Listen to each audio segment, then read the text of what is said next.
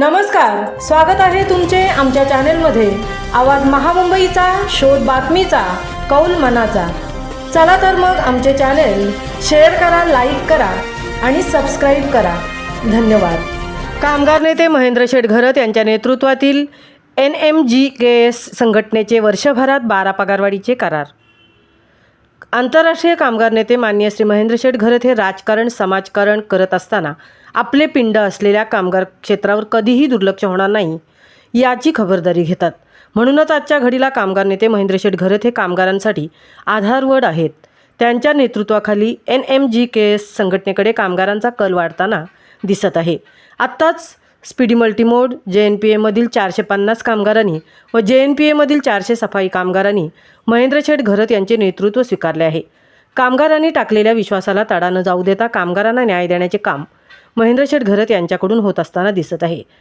मेब्रॉन marketing and administrative network private limited Babaji Shivram Dhutum या गोडाऊनमधील कामगारांच्या पगारवाढीचा करार 16 डिसेंबर रोजी सुखकर्ता शेलघर येथे संपन्न झाला।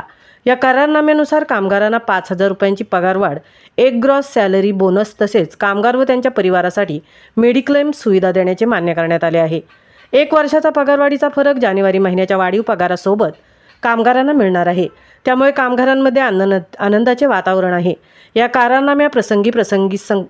करारनाम्याप्रसंगी संघटनेचे अध्यक्ष कामगार नेते महेंद्र शेठ घरत, कार्याध्यक्ष PK रामन, सरचिटणीस वैभव पाटील, मुरलीधर ठाकूर, अंगद ठाकूर, विवेक म्हात्रे, मार्गदर्शक राजेंद्र गिरी, तर व्यवस्थापनातर्फे डायरेक्टर सौरेखा देशपांडे, मॅनेजर श्री गणेश म्हस्कर व कामगार प्रतिनिधी गणेश म्हात्रे, समाधान ठाकूर, शंकर म्हात्रे, ईशान ठाकूर, निलेश ठाकूर, विकास ठाकूर, जोमा पाटील आदी उपस्थित होते।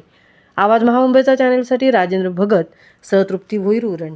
पगारवाढीचा करार, पगारवाढ 5,000, gross salary bonus, mediclaim policy अशा गोष्टी खऱ्या अर्थानं मान्य मॅनेजमेंटने केल्यात। मॅडम कॉन्टॅक्टमध्ये असतात। सुरुवातीला जेव्हा हे लोक आले, आमचं कामच आहे, मी डॉक्टर दत्ता सामंतांकडे ट्रेनिंग झाली, दत्ता पाटील, दिबा पाटील यांच्या मार्गदर्शनात काम केलं। तर जे असंघटित कामगार आहेत त्यांच्यावर अन्याय आहे, त्यांना संघटित करणं, लढणं आणि त्यांना किमान वेतन आणि सोयीसुविधा मिळाल्या पाहिजेत। गेल्या तर आम्ही 38 वर्षे काम करतोय।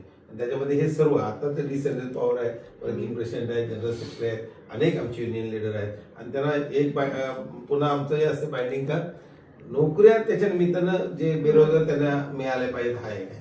त्यामुळे एक टीम म्हणून आम्ही चांगले काम करतोय। आता 38 वर्ष झाली याच्यामध्ये। रामन साहेब जवळजवळ 45 वर्षे काम करतात आणि नवीन आता हे सर्व आजूबाजूला तरुण आहेत त्यांचे काम करतात।